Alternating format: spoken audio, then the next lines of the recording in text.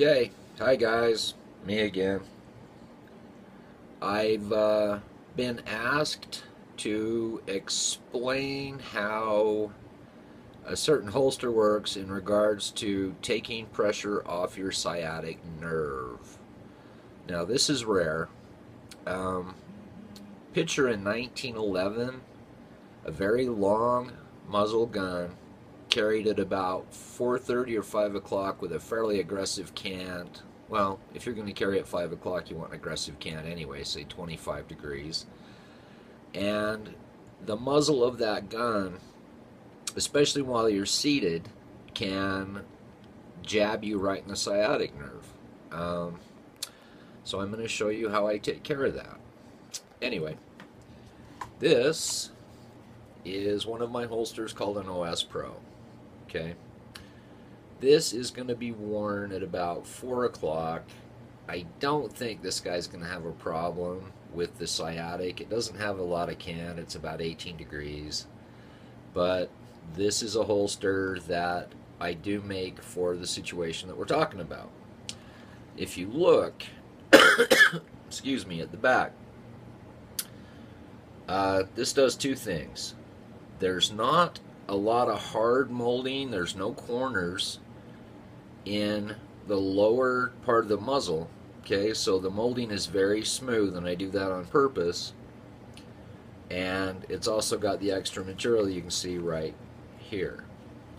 So anyway, this is very serious.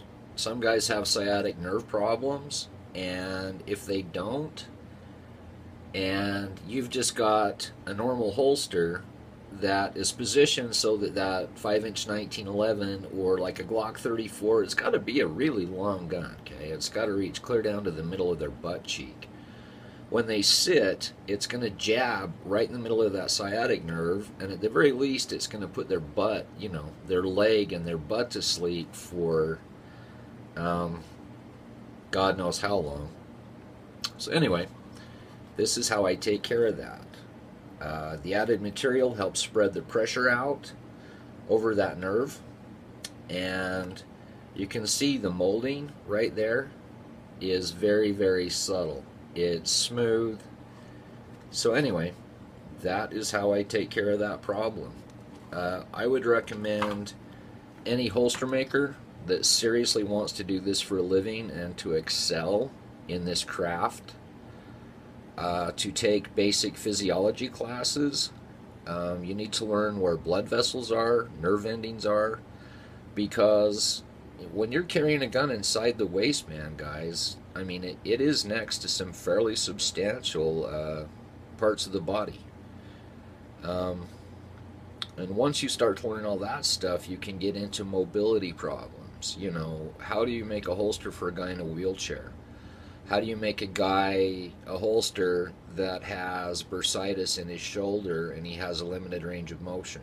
You know, once you start to think about the mechanics of the body and how it affects not only where he can carry his gun, but you know how he's going to be able to draw his gun.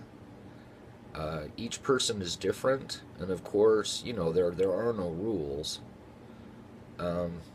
But the more you learn about the human body, the better of a holster maker you can become, and you can help out more people.